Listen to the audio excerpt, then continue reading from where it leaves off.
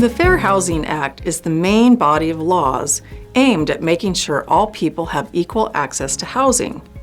But there are several other legislative acts and amendments that support the goals of fair housing.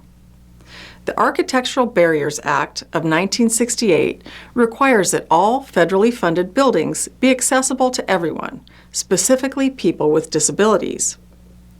The Education Amendments Act of 1972 amended the Higher Education Act of 1965, which made it illegal for educational institutions and programs to have discriminatory housing practices based on sex.